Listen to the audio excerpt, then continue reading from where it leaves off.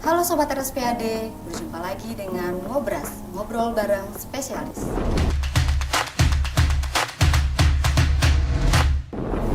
Pada kesempatan kali ini, bersama saya, host Rika Febriani, fisioterapis dari instalasi rehabilitasi medik RSPAD Gatot Subroto. Nah, pada hari ini kita akan ngobrol mengenai low back pain atau nyeri punggung bawah. Tentunya saya nggak sendiri nih, saya ditemani oleh Dr. Maulidi Abdillah, SPKFR, MMRS, sebagai dokter spesialis kedokteran fisik dan rehabilitasi di RSPAD Gatot Subroto. Kita sapa dulu nih untuk Dr. Maulidi ya.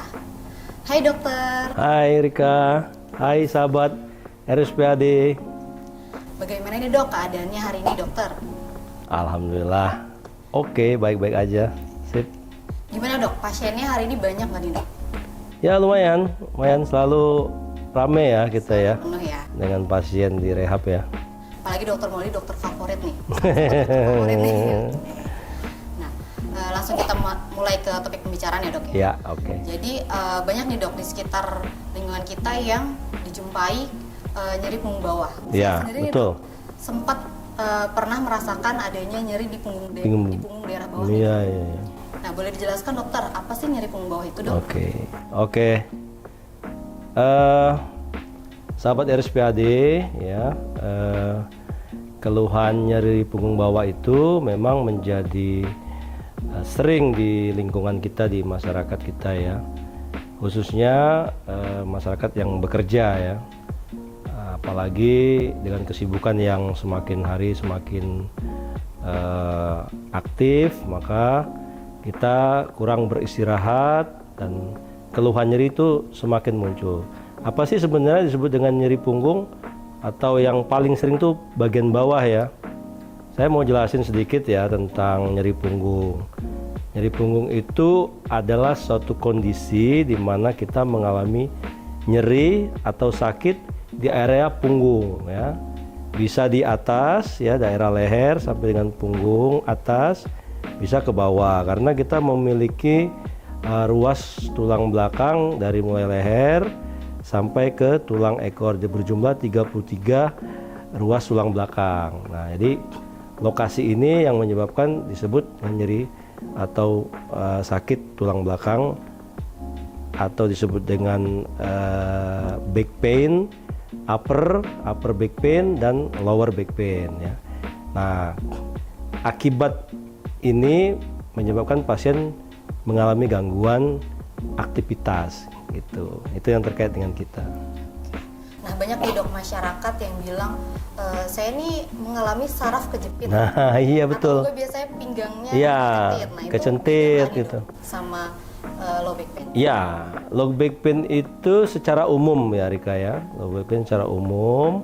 Nah, kalau udah ada istilah kejepit, kecentit itu biasanya sudah mengalami keluhan-keluhan yang spesifik seperti adanya penjalaran atau kebas ke kaki, nyeri yang menjalar ke kaki, kemudian rasa kaku pada tulang belakang. Nah, itu biasanya udah ada penekanan pada tulang belakang kita atau sumsum tulang belakang kita, karena kan kita punya ruas itu kan ada tulang belakang diapit oleh bantalannya. Nah, bantalan ini keluar, dia akan menekan sumsum tulang belakang atau akar saraf.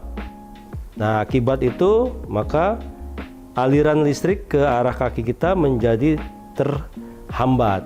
Nah, itu akan menimbulkan kemang kebas. Nah, itu yang di awam disebut ya apa ya, encok ya, saraf kejepit, saraf kecentit, itu semua itu istilah. Nah, nanti akan kita spesifikasikan lagi dengan pemeriksaan kita gitu. Nah, biasanya nih dok, apa sih dok gejala-gejala yang dirasakan untuk penderita low back pain? Low back pain ya. Nah, jadi kalau bicara low back pain maka kita bicara di bawah. Low back itu area pinggang. Nah, ya. Jadi area pinggang itu adalah persambungan antara tulang belakang kita atau tubuh kita dengan area kaki, nah, dengan panggul ya. Nah, kenapa dia sering mengalami nyeri? karena itu tempat perputaran dari badan kita ya.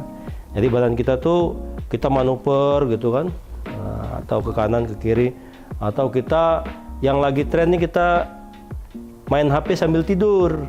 Nah, tanpa kita sadari sekian menit, sekian waktu kita dalam satu posisi sehingga menarik dari otot-otot tulang belakang kita. Nah, sehingga kita tanpa disadari posisi dari bantalan tulang belakang kita keluar jalur ya. Akhirnya dia menekan sumsum tulang belakang itu. Begitu Rika penjelasannya. Memang banyak nih dok, sekarang nggak mandang usia dok ya?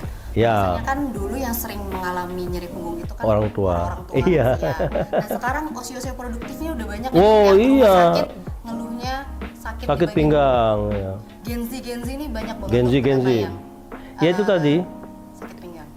karena sakit pinggang itu secara penyebab ya, dia kan bisa disebabkan oleh proses penurunan fungsi atau disebut dengan degenerasi, bisa juga karena perilaku ya, akibat dari mungkin kekurangan perhatian terhadap sikap ya, tadi nonton sambil tiduran ya, terus kemudian terlalu asik bekerja di tempat duduk sampai 2-3 jam nongkrong, akhirnya apa, beban tubuhnya itu bertumbuk pada pinggang gitu. Nah akhirnya dia tidak melakukan pergangan-pergangan atau stretching, kurang olahraga ya, mungkin akhirnya bobot tubuhnya meningkat, sehingga terjadilah pembebanan tubuh yang salah, harusnya diambil sama aktivitas yang lain, maka dia numpuk di pinggang. Makanya anak muda sekarang ya, banyak juga anak muda yang seperti orang tua ya, yang istilahnya itu posturnya berubah karena ya akibat dari perilaku yang hidup kurang sehat ya. Makanya banyak nih dok istilah-istilah namanya sobat jompo dok. Ya. Remaja jompo. Remaja jompo, betul sekali ya. Nah, kebanyakan juga nih dok, ada juga nih saya pernah dapat pasien, ternyata beliau tuh dapat nyeri punggung bawah karena aktivitas seperti di gym nih dok. Nah, itu cedera ya. Cedera ya. Ya, jadi saya mau sampaikan ya sobat ya, bijak-bijaklah memilih latihan ya. Anda ingin sehat, tapi Anda harus mengukur kapasitas, kekuatan dan kemampuan tubuh. Biasanya pada pemula ya Rika ya, nge-gym itu mereka ingin meniru orang dengan postur yang bagus, penampilan yang bagus, akhirnya memberikan beban yang berlebihan, sementara dia punya sendi, urat atau penopang tubuh yang lain, soft tissue itu belum kuat. Jadi adaptasi daripada beban tubuh kurang, tapi dia ingin kuat, strong, akhirnya apa yang terjadi? Keluar jalur lagi ya, akibat itu cedera, dia punya tulang belakang. Pada beberapa tipe-tipe nge-gym itu misalnya ada yang squat dengan beban itu kan, pada orang-orang yang amatir itu risikonya tinggi. Jadi saya ingatkan kepada para gymmer ya, atau teman-teman yang hobi, bahwa membentuk tubuh itu tidak bisa instan. Ya, mindsetnya harus dirubah, mindsetnya ya. Artinya Anda harus persiapkan diri benar dalam aspek nutrisi, dalam aspek pola dan model postur Anda gitu ya. Kalau posturnya terlalu ya kurang ya kecil gitu ya, karena tipe kurus, tipe gemuk banget, tipe yang sedang itu harus disesuaikan, ada ininya ya, ada instrukturnya nanti ya gitu. Kayak jadi jangan Anda kira dengan Anda nge-gym itu akan tiba-tiba Anda berubah jadi Hercules gitu kan, enggak ya gitu. Siap. Biasanya banyak remaja-remaja ini FOMO dong. FOMO. ikut-ikutan nih nge-gym. Iya, biar lifestyle ya. Ya.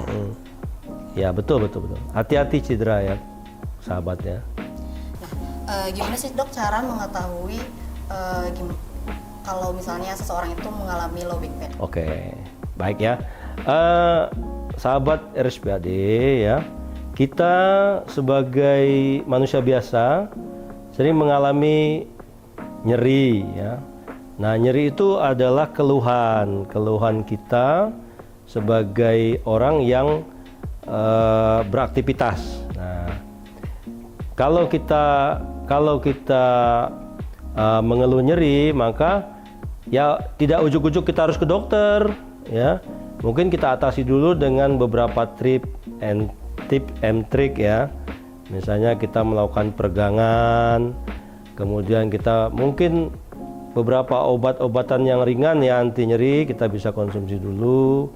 Nah, kalau itu tidak berubah dalam beberapa hari atau 1-2 minggu, maka kita harapkan periksa ke dokter. Tapi kalau misalnya dia tiba-tiba ada rasa panas di pinggang menjalar ke kaki, nggak usah menunda-nunda, langsung diperiksakan gitu. Nanti akan dilakukan pemeriksaan fisik, kemudian akan ada tanda-tanda klinis ya, seperti manuver-manuver tes yang tidak bisa dilakukan karena nyeri. Nah, itu nanti ada tes-tesnya, kemudian akan dilakukan pemeriksaan lanjutan oleh teman-teman dokter penanggung jawab utama ya, untuk MRI kalau perlu. Dengan MRI itu maka akan ditemukan secara etiologi atau sebab akibat daripada nyeri ini. Jadi Anda ke dokter itu memang harus menuntaskan sumber masalahnya gitu, bukan cuman hanya mengatasi gejalanya saja begitu Rika. Nanti setelahnya baru kita simpulkan ini, oh Bapak mengalami saraf kejepit. Nah, atau lebih familiar istilah medisnya HNP, hernia nucleus pulposus, jadi bantalannya keluar jalur. Seperti itu Rika.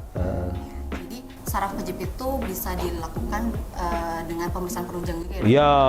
Memastikan apakah Ya. benar saraf itu kejepit atau tidak. Jadi saraf kejepit itu sebenarnya sebuah kesimpulan pasti dengan MRI. Nah, selebih dari itu kita nggak bisa saraf kejepit bilangnya. Kita bilang aja itu nyeri punggung gitu ya, gitu. Begitu Rika. Banyak nih dok sebenarnya penanganan untuk nyeri punggung. Ya. Nah, untuk di rehabilitasi medik sendiri biasanya penanganannya apa aja nih? Oke. Nah, gini ya. Saya akan menjelaskan secara umum ya. Menangani saraf kejepit itu dia ada tahapan-tahapannya ya. Gejala ringan mungkin sahabat RSPAD bisa membijaksanai dengan beberapa perubahan pola perilaku dengan proper body mechanics, sikap-sikap tubuh yang baik ya. Misalnya dari bangun tidur nggak usah langsung bangun, tapi posisi miring dulu baru bangkit. Nah, kemudian mengambil sesuatu di lantai itu, kalau misalnya harus berat ya suruh orang aja gitu, jangan langsung dubrak gitu ya, akhirnya tekanannya berat. Nah, kemudian bila itu tidak bisa, maka kita harus ke dokter penanggung jawab utama, bisa ke dokter saraf, ortopedi. Nah, kebagian kita rehabilitasi medik, konsepnya itu untuk konservasi sebenarnya ya. Apa sih konservasi itu? Kita tidak mengutak-atik organnya, tapi kita mengatasi akibatnya. Contohnya nyerinya, bengkaknya, kakunya, itu nanti kita lakukan tindakan modalitas dari fisioterapi ya. Bisa dengan penyinaran, bisa dengan stimulasi listrik, bisa dengan masas, bisa dengan manuver-manuver yang kita punya nih, unggulan-unggulan di kita ya, gitu, seperti hidroterapi, kita punya latihan back exercise ya. Itu semua sifatnya konservasi Rika. Nah, silakan ya nanti kalau misalnya sahabat RSPAD mengalami gangguan, masih ringan-ringan sedang, monggo kita langsung bisa tindak gitu di fisioterapi kita gitu. Nah, fisioterapi juga punya hidroterapi ternyata. Hidroterapi, betul. Renang tuh nggak cuma buat olahraga aja, tapi juga untuk Iya. proses penyembuhan juga ya ternyata. Iya, renang itu kalau istilah saya pribadi sudah sebagai obat ya. Swimming is medicine. Jadi Anda dengan masuk ke dalam air maka akan terjadi pengurangan beban dari tubuh kita, sehingga ini penting sekali ya untuk hidroterapi, atau kalau misalnya mau lebih luas lagi ya di full terapi di kolam renang gitu ya. Baik dokter, jika sobat RSPAD memiliki keluhan nyeri punggung, jangan ragu nih untuk konsultasikan ke dokter spesialis dan datang ke Poliklinik Rehabilitasi Medik di RSPAD Gatot Subroto. Ya. Oke, demikian ngobrol kali ini. Saya tambahkan ya, dari bidang kita rehab medik kita punya unggulan tadi yang seperti saya sebutkan tadi, ada hidroterapi, kemudian kita beberapa modalitas khusus ya, misalnya dengan tindakan intervensi dokter rehab, ditambah dengan tindakan-tindakan khusus dari fisioterapi kita, ada program back exercise, kemudian juga ada kita punya alat-alat robotik ya, sedikit banyak itu juga akan membantu dalam peregangan dari tulang belakang kita supaya dampak-dampak dari saraf kejepit itu bisa dikurangi. Syukur alhamdulillah bisa nyerinya itu benar-benar teradaptasi. Satu pesan saya, kita tidak bisa menghindari yang namanya nyeri pinggang bawah. Ya, itu pasti akan terjadi setiap orang.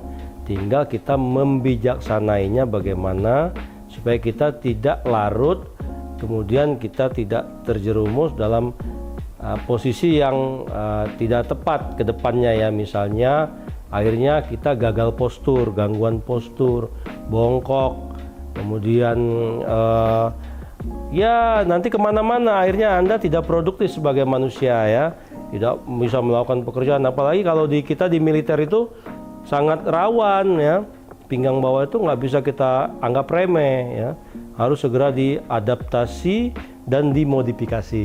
Mungkin itu yang di bidang kita bisa lakukan. Kita kalau misalnya harus dilakukan tindakan definitif, maka kita harus mengkonsultasikan kembali ke bedah tulang untuk dilakukan tindakan-tindakan yang invasif, misalnya dengan dekompresi, kemudian tindakan-tindakan yang minimal invasif juga ada. Operatif jatuhnya, itu penyelesaiannya secara definitif gitu. Kalau di rehab kita konservatif ya, begitu. Sebelum ke operatif kita harus ya peduli sebagai orang gitu kita. Peduli ke tubuh sendiri. Iya, dengan tubuh sendiri, begitu Rika. Terima kasih banyak Dr. Maulidi untuk kesempatan ngobras pada hari ya. ini. Demikian ngobras kita kali ini. Saya Rika sebagai host, pamit undur diri dan sampai jumpa. Sampai jumpa, terima kasih sahabat RSPAD.